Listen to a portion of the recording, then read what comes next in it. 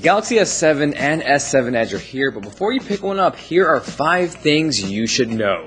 So what's up guys, Jonathan here. First and foremost, the Galaxy S7 and S7 Edge are not massive upgrades. They're definitely closer in line in terms of what we saw from the iPhone 6 to 6S, with the focus on refinement. That is not necessarily a bad thing. The S7 is essentially everything that was awesome about the Galaxy S5, but with the build quality of the Galaxy S6. So first up, unlike last year where the S6 and S6 Edge were very similar, this year there's a pretty substantial difference between the S7 and S7 Edge, starting with the display.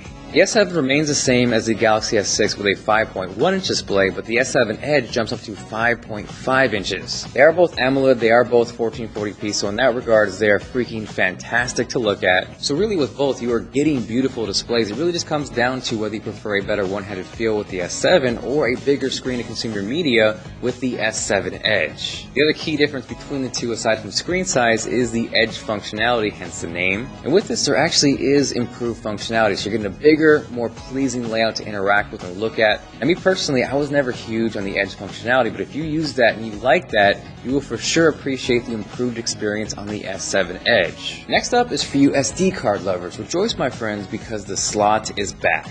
So internally, you're getting 32 gigabytes plus an extra 200 gigabytes with the micro SD card expansion. Theoretically, this could go up to 2 terabytes, but Samsung is being very careful to advertise what is actually available, and I respect that.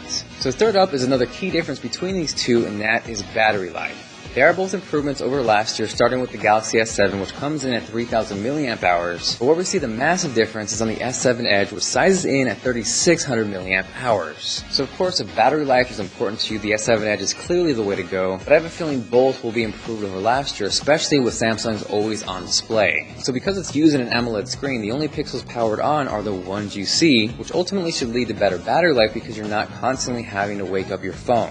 Also, big thumbs up to Samsung for making these phones just a little bit thicker and not only giving us better battery life, but getting rid of that hump. Speaking of that hump, that is the fourth thing we're going to talk about, and that is the camera. And some people may freak out because the megapixels have gone from 16 down to 12. But if you know anything about cameras, megapixels are not everything. So the reason they're going this route instead of up in the pixels is now they're introducing dual pixel technology, which is similar to what we saw on something like the Canon 70D. So what this is going to do is equate to more focus points, and I can tell you from briefly messing around with the camera, the focus is fast. And because I got to check these phones out before they're released, I was not able to get the actual image file or send them to myself. But just getting a chance to review those pictures back on the screen, I can tell you those looked incredible.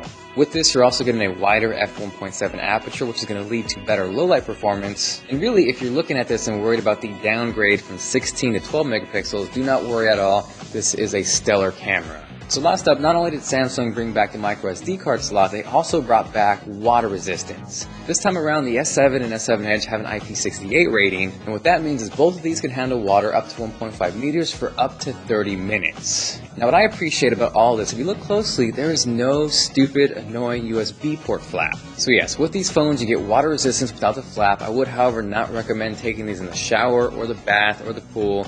Just in case an accident happens, you should not have to worry. So aside from that, thank you guys very much for watching. Hopefully you enjoyed it. If you did, if you found it helpful, make sure to go Damn, Daniel. on that like button. As always, pricing, availability, colors, and everything else you could possibly